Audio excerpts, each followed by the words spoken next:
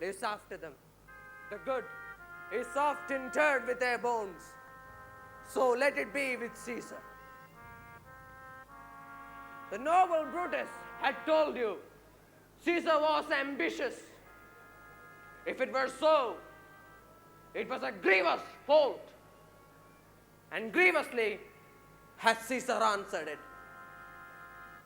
Here, under leave of Brutus and the rest, for Brutus is an honorable man.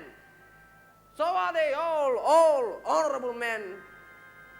Come I to speak in Caesar's funeral. He was my friend, faithful and just to me.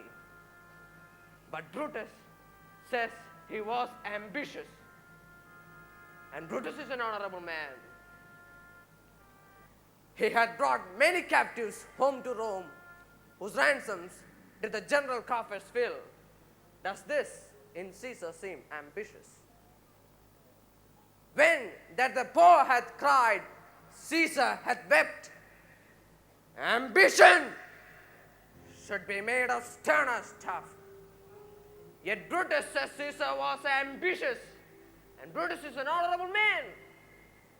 You all did see that on the Lupercal I thrice presented him a kingly crown, which he did thrice refuse.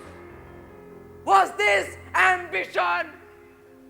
Yet Brutus says he was ambitious, and sure he is an honorable man. I speak not to disapprove what Brutus spoke, but here I am to speak what I do know.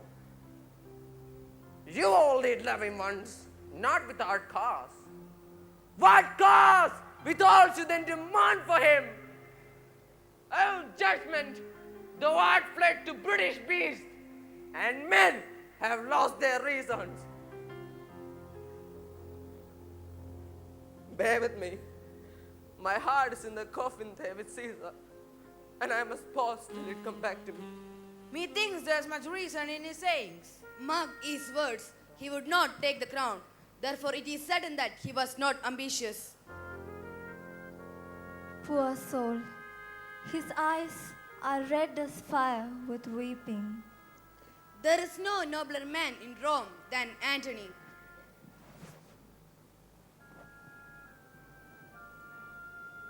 Now mark him. He begins again to speak. But yesterday, the word of Caesar might have stood against the world. Now lies he there, and none so poor to do him reverence. Oh, masters, if I were disposed to stir your hearts and minds to mutiny and rage, I should do Brutus wrong and Cassius wrong, who you all know are honorable men. I will not do them wrong. I rather choose to wrong the dead, to wrong myself and you than... But here's the parchment with the seal of Caesar. I found it in his closet. 'Tis his will. Let but the commons hear this testament, which, pardon me, I do not mean to read. They would go and kiss dead Caesar's wounds and dip their neck in his sacred blood. Yea, beg a hair of him for memory and die and mention it within their wills, bequeathing it as a rich legacy unto their issue. We'll hear the will. Read it, Mark Antony. Have patience, gentle friends. I must not read it. It is not meet to know how much Caesar loved you. You are not wood, you are not stones, but men. And being men, bearing the will of Caesar, it will inflame you, it will make you mad. 'Tis good you know not that you are his heirs. But if you should, oh, what would come of it? Read the will. We'll hear it, Antony. You shall read us the will. Caesar's will. Will you be patient? Will you stay a while? I have outshut myself to tell you of it. I feel I wrong the honorable men whose daggers have stabbed Caesar. I do fear it. They were traitors. They are villains, murderers. The will, read the will. You will compel me then to read the will, then make a ring around the corpse of Caesar. And let me show you him that made the will. Shall I descend and will you give me leave? A ring, stand round.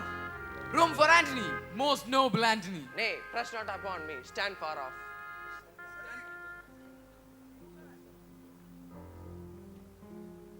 If you have tears, prepare to shed them now.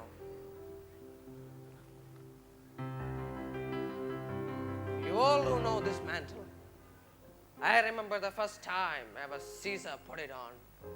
It was on a summer's evening in his tent. That day he overcame the navy eye.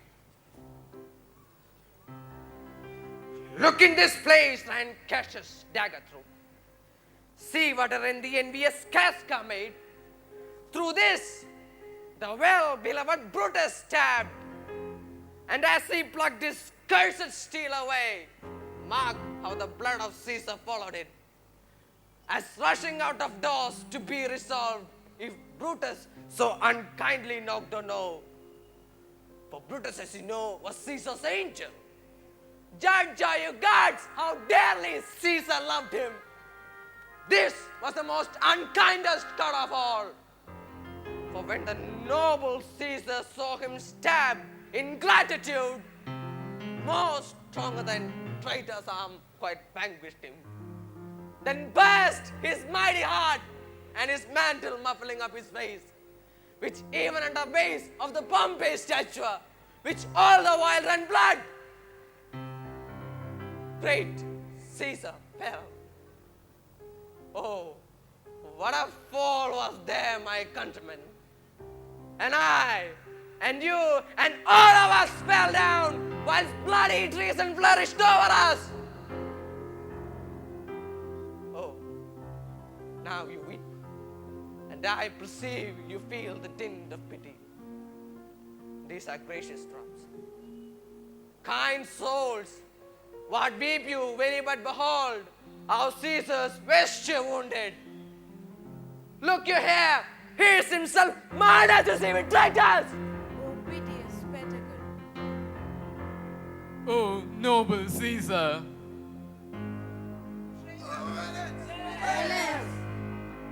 Oh, most bloody sight. Revenge! Revenge!